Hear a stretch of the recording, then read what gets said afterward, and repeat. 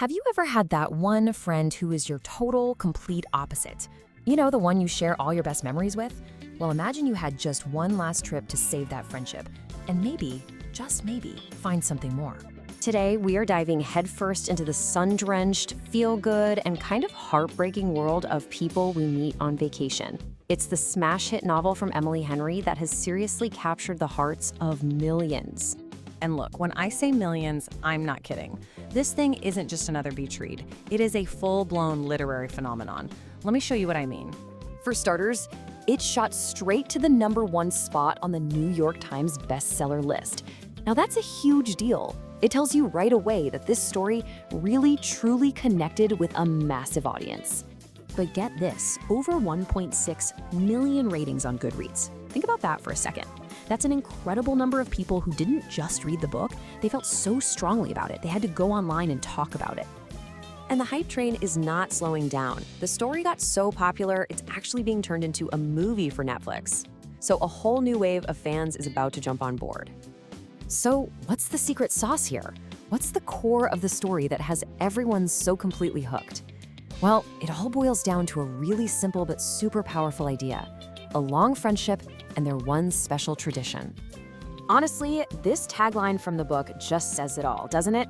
It perfectly sets up a story that you know is going to be packed with history, romantic tension, and some seriously high stakes. It's that classic friends to lovers story that, let's be real, we all love. Okay, let's break down their journey. It all kicks off with this chance meeting in college, a car ride home of all things. That one ride sparks this amazing tradition. For a decade, they take one epic summer vacation together every year. But then, boom, something happens 2 years ago that just wrecks everything. Which brings us to right now, with Poppy trying to get one last shot at making things right.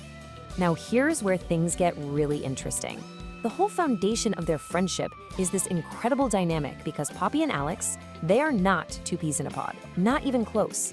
They could not be more different, and that's a huge part of the book's charm. So, on one hand, you've got Poppy. She's a total wild child, has this deep need to see the world, and she's living the big life in New York. And then you have Alex.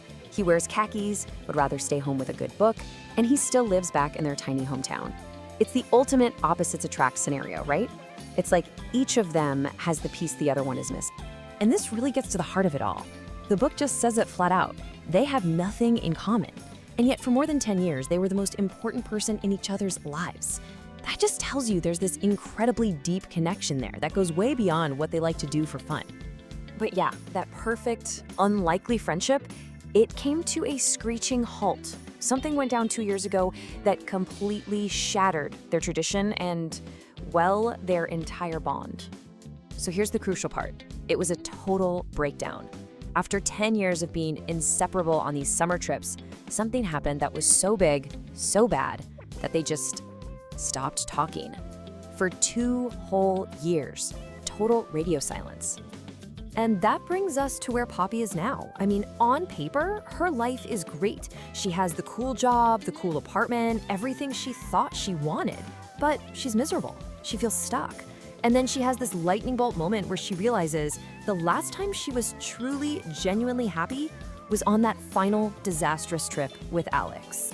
And that realization, it's the spark that ignites the entire plot. Poppy understands that she can't move forward with her life until she goes back. She absolutely has to try and fix whatever it was that broke between them.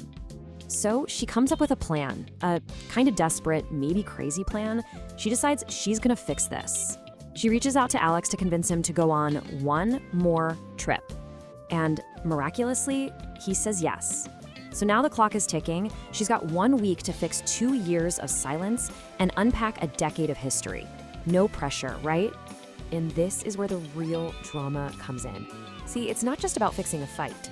The story reveals that there's this big truth, this giant elephant in the room that's been standing between them their entire friendship.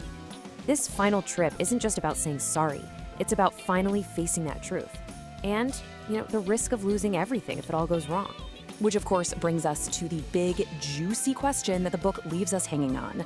With all this history, all these unspoken feelings, and a friendship that's basically on life support, what could possibly go wrong?